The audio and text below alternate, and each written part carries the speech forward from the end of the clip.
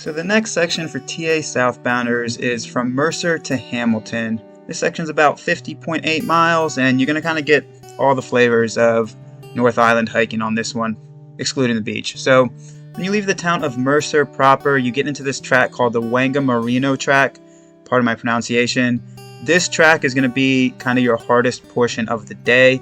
It will significantly slow your pace because it is extremely muddy, very roller coastery. As you can see, Magpie here is climbing, and that the grade doesn't look that bad, but it's just that mud is so slick that if you are on the official trail proper, you're slipping and sliding around there. So you just try your best to kind of twist and turn and find these little patches of grass that help you get through it. So once you get through that initial ascent, you have these kind of roller coaster kind of grassland looking hills, steep ascents and steep descents. It's very beautiful though. Here's that mud I was talking about. This mud will, I've said this before, but it will significantly slow your pace. As you can see, Magpie's going really slow just so you don't fall. Honestly, that's kind of the main reason it's so slow in these portions. As you can see, it's just very slick mud. If it was deeper mud, like you'd get on patches of the North Island, it would honestly be quicker because you could just step and sink. But this mud doesn't have any of that sink factor to it. So instead, you're going for a slide like Magpie does. Just pick and choose your best route. Try to get a secure foot. A lot of the time you may have to slide into your next footstep, but that's part of the name of the game, fun of it. So as you continue this descent and these kind of mini roller coasters, it will eventually put you into this kind of flood plain.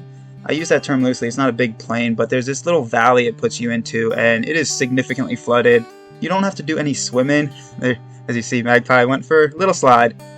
Keep the morale high. It's actually really fun because you've been doing so much road walking at this point for so long that it's nice to get it back into track. Even if it's super muddy, it's a morale booster, team building exercise, like I've said in previous videos.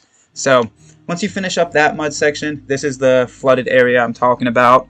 I can see it being more flooded if there's even more rain, but we've been getting a significant amount of rain at this point, so it will get about knee high at the deepest point, but you can easily follow these orange markers through it.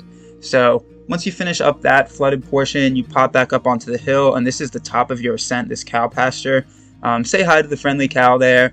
They're very nice. It's not a cow pasture with bulls in it. I think the correct term here is heifers, maybe? That might be the correct term, but it has a lot of cows in that pasture, and they're super friendly. So once you finish up the track proper through here, you connect into a gravel road to track that will bring you gradually downhill, and here's when you can start averaging out your pace. That section, as you saw, was like 3 kilometers. I think it took somewhere in the ballpark of 2 hours for us. It was really slow going. So, but that's the only kind of quote-unquote obstacle on your day. The rest of the day you can average out a pace. So you drop down this 2-track road, and then you walk parallel to a major highway. And this year, again with the floods, there's a lot of alternates in place. So what you're going to see right here is the track points off to the right there, and it's just pure river. You're going to be swimming portions of that. There are a few folks that went ahead earlier in the year, and they said you were just, absolutely swimming portions of that. So many people choose to do this alternate called the Spring Hill Road alternate, and it's a very quiet country road. It kind of parallels that major highway, but it is very quiet. There's not much traffic on it at all. As you can see, we took a lunch break alongside of it. That's how peaceful it was. So this road will eventually bring you into the town of Rangiri, part of my pronunciation again.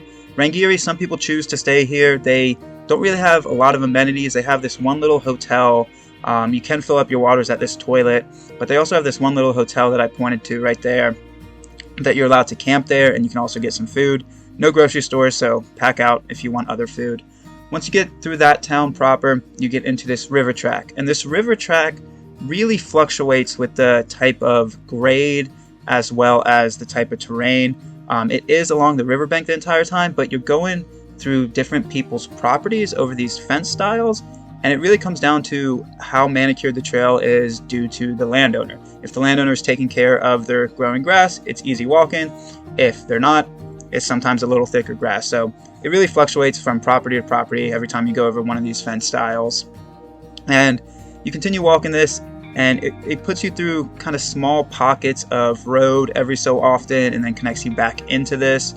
you can hold a pace on this. Even with the more overgrown portions, it's pretty easy to hold a pace. So once you finish this up, you're going to have a few options. You are close enough to the town of Huntley that you can push into it.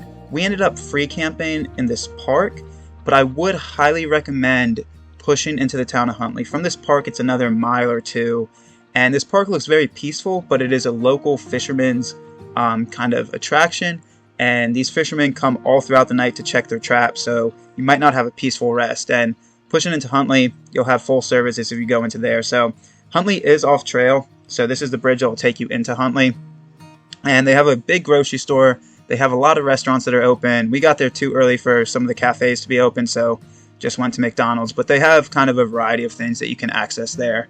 So when you leave the town of Huntley, you continue your road walk / river track, and there is a playground that we are just children at heart that you can play on if you wish. You pass a lot of these playgrounds, especially on the North Island. It is a very quote-unquote front country trail when you're not back in the bush, so you pass a lot of these little community playgrounds. So you continue this road walk out, and eventually this road walk will put you into a section of trail called the Hakuramita Scenic Reserve.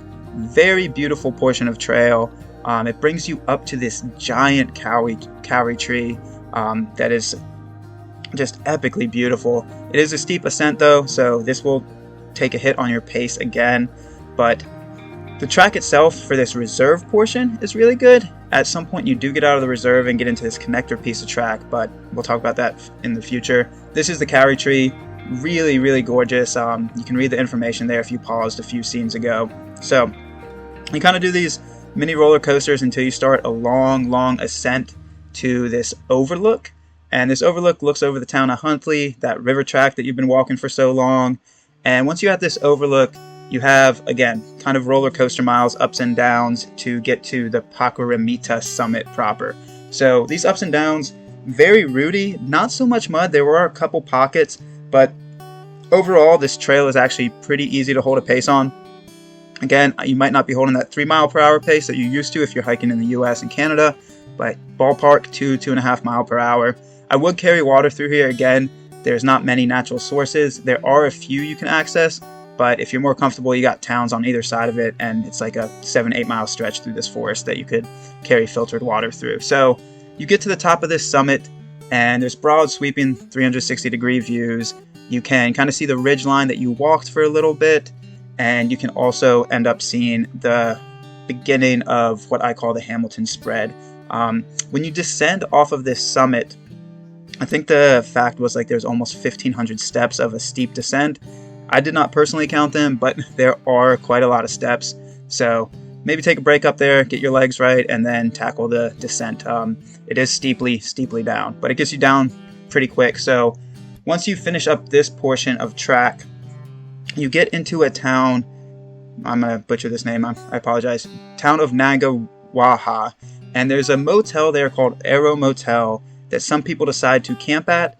They do let hikers camp in their property, so if your miles link up that way, you can camp there. I didn't film the town itself, but it's close by to where I just filmed that. So if you do decide to walk through that town, you have a few more miles to the town of Hamilton, or city of Hamilton, and it puts you along this beautiful river walk. The river walk is a bike path, and so it's very easy, and you can really hold a standard pace on this. Every so often, it junctions you off this river path to a piece or two of connector road, but overall, the flavor of your day, as you can see here, the road, but overall, the flavor of your day, once you leave that last town to Hamilton, is going to be mostly this. So when you are getting towards the town of Hamilton, again, it's a city. You have many options, a lot of food places, a lot of amenities, a lot of places to stay. If you want to camp there, there's something called a holiday park, which I've talked about in previous videos. It is about a mile off trail. You junction off at that sign there called Bryce Street. That's where your Riverwalk ends to get into Hamilton proper. And you will have to walk off trail to the Hamilton Holiday Park, where you can set up a tent. And right next to this holiday park is a grocery store that you can resupply. And this next section actually is a little full over resupply, not just 2 day, 3 days. So get prepared, get your stuff right, get your gear right, and get ready to tackle the next section.